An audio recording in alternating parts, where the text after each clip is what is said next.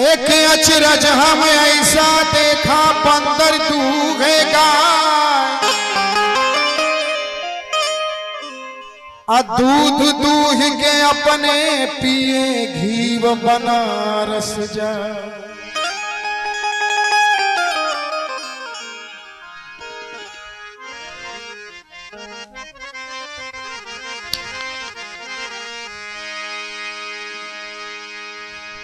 अब निर्गुण सुने में बड़ा होकर समझे की जरूरत होला और समझल जाला।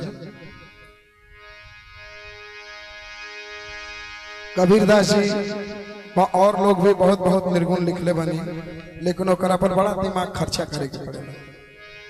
आज जे ओके बुझ गई वो जीवन के सच्चाई जान गई। आत्मा परमात्मा के बीच के बात।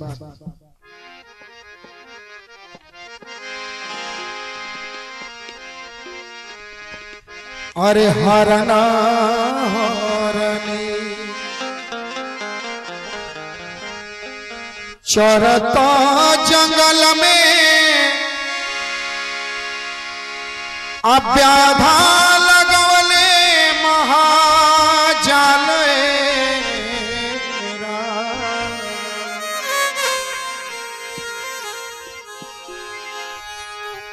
अरे कूदी फानी के हरनी निकलनी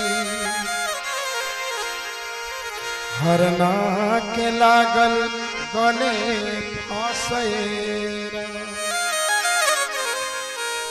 अब बात समझ लें। हरना हरनी दोगो जंगल में दोनों चरत हो। हरनी गर्भवती भी हरनी के पेट में बच्चा बा। तब तक बहेलिया जाल डाल दिलस जाल डाल दिलस, दोनों फंस गए। जे तरह हमनी के फसल बनी वही तरह व्याधा के जाल में वो दोनों फंस गए। लेकिन कैसहू छपिटा छपिटा तो बहेलिया उन्हें से दौड़ के आवता। तब तक कैसहू करत करत हरनी बहरा जाल से बहरा निकल गई। आज जैसे जाल से बाहर निकल के कुछ दूर गई, तब तक ओकर बच्चा बाहर आ जाता। हरनी अपना बच्चा के गोदी में ले लिया। अपना पतिदेव की तरफ देखतिया कि महाजाल में पतिदेव फंस गई। अब पतिदेव हरना के गर्दन में फांस डाल के बहेलिया घिसरावत ले जाता। लेकिन माया छोड़े ना बाबू, यानी हरना ले जाता। बहेलिया हरना के गर्दन में फांस डाल के ले जाता और उन्हें हरनी साथे साथे अपना बच्चा के लेके जाती है। उस समय के सिचुएशन ख्याल करिए। और गोदी में बालक लेके रोवेली हरिनिया। गोदी में बालक लेके अरे रोवेली हरिनिया। तो कौन जंगलवा में जाइए गोदी में बालक लेके रोवेली हरिनिया। कौन जंगलवा में जाइए कौन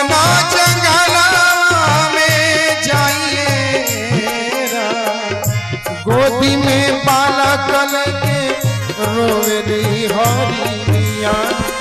कौन जंगलवा में जाइए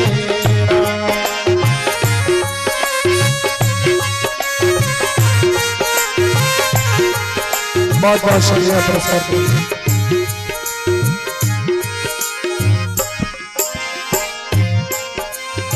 अरे रोई रोई हरनी। देखिए हरनी जाती है कुछ दूर से अपना बच्चा के गोदी में लेके कहत का भी अरे रोई रोई हरनी।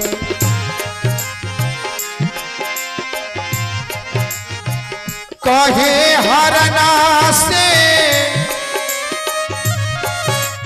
अरे सुन स्वामी मोर बात राम। हाय हाय हाय।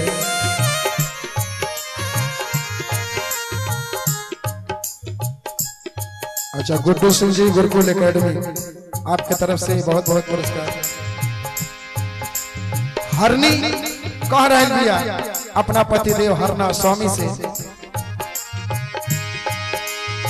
रोई रोई हरनी कहे हरना से,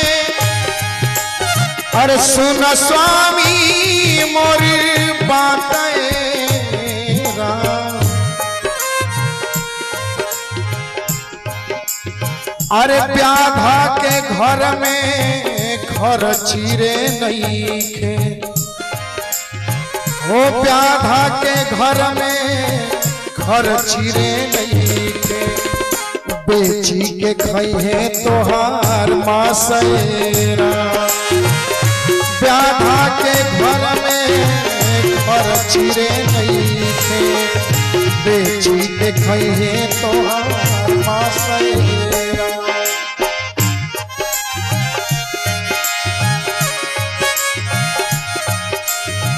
हरना जब अपन पत्नी के बात सुन ले, सोचा था कि ये बहेलिया हमरा के ले जाता, साचो एकरा घर में खर्ची ना बा, हमके मारी हमार मांस बेच के अपन परिवार के काम चलाए। ओनी हरनी बच्चा के लेके जाती, आंख में आंसू बा। ये बात बहेलिया भी सुन रहा बा। हरनी हाथ जोड़ के बहेलिया से कहले बिया, हाथ जोड़ी के कहली हरनिया, सुना भैया ब्याधा मोरी बात हो रहा।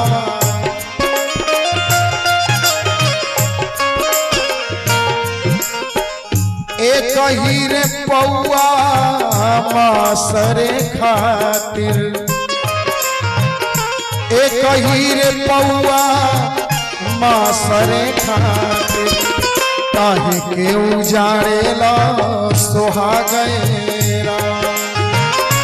एक ही रे पौआ मासरे खातिर, काहे के उजाड़ेला सोहागेरा।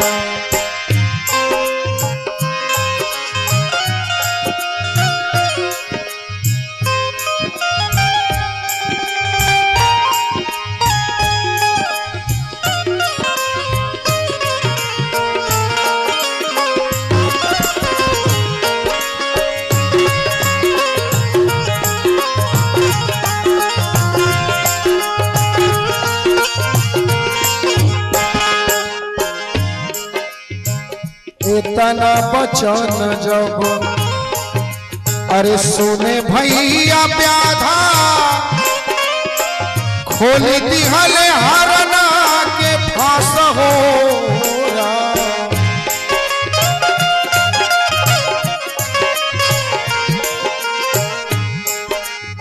अरे इतना बचन जब सुने भैया ब्याधा, खोल दिहले हरना के फांस हो रहा। अरे कहता कबीरा सुनाए भाई संतनो, कहता कबीरा सुनाए भाई संतनो, दुनों के भइल स्वर्ग वास हो रहा। कहता कबीरा सुनाए भाई संतनो, दुनों के भइल स्वर्ग वास हो रहा। कहता कबीरा सुनाए भाई संतनो, दुनों के भइल स्वर्ग, दुनों के भइल स्वर्ग, दुनों के भइल